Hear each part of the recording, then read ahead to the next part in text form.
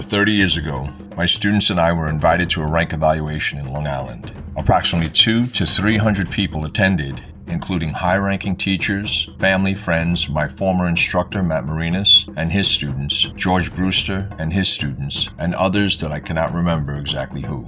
On the way to this event, my students shared with me their dissatisfaction with how I am treated at the Long Island School by students and advanced students, which is run by my former martial arts brother Spencer G. I was oblivious to this for reasons I always looked for the goodness of others, and I didn't place any weight in what they were saying. However, I did in fact give my students explicit instructions, and these names are Christopher Languish, Anthony DePremio, Riz Youssef, and two others that unfortunately I cannot remember their names. I told them not to harm anyone if asked to fight. That would mean that they are not to fight full contact using crushing blows, which would normally disable, dismantle, dislocate bones instantly. You see, the way I trained my students daily was as though they were going to war, equivalent to the Knights of the Round Table during medieval times, or as gladiators thrown in an arena fighting for their lives. This form of training was permitted based on the equipment that we used. It covered us from head to toe. The matches in Long Island were unarmored, so my students were more seasoned in full contact training than those attending this evaluation. I had no choice but to insist that my students be gentle with all the people they fight and to judge their distance and not to cross the line.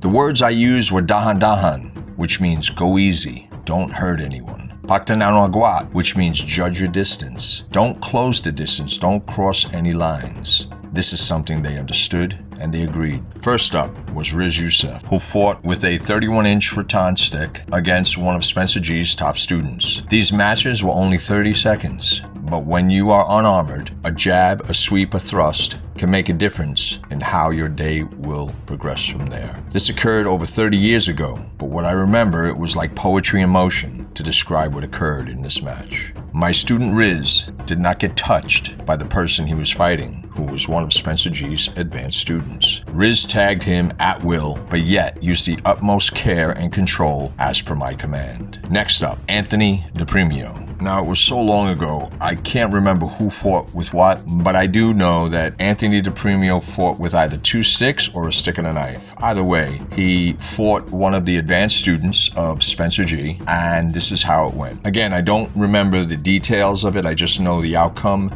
Let's just say that Anthony was a matador, and he was controlling, manipulating every movement, every deflection, every block, every strike within this match. The advanced student that was in front of him could not touch Anthony. This advanced student who trained with Spencer G for 5 years, 6 years, all my students only trained with me for 2 years. There was nothing that this advanced student could do against Anthony. Anthony also tagged him at will. Next was my advanced student who trained with me for 3 years, I believe, at the time. He fought one of Spencer G's top students, who I think trained for 6 or 7 years. Chris tagged this opponent at will, without effort, and never skipping a beat. Once the match was over, Chris went to shake his hands, and this advanced student of Spencer G, at the time I believe he was a 3rd-degree black belt in karate, turned around and stomped off as though someone had taken his G.I. Joe. It was pathetic. And maybe all of what I'm telling you is a lie, or blown up to something that truly didn't happen.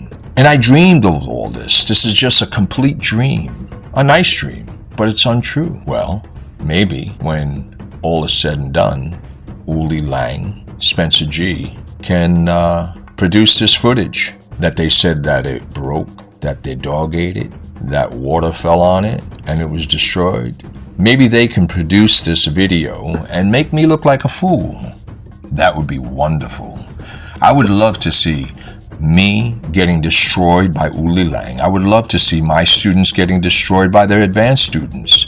In my brain, in my mind, the way I'm thinking, and my memory, what little I have, what I remembered is that my students destroyed their students, their advanced students, manipulated them, tagged them at will. My fight with Uli Lang, let's just say he didn't touch me either. Again, once the fight was over, I requested a copy of a video, and Spencer G and his crew said to me, the video was blurred, the tape broke, the dog ate it, water spilled all over it.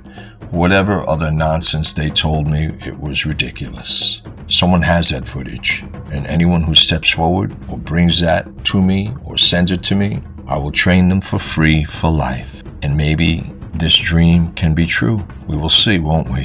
One day, the truth will come out.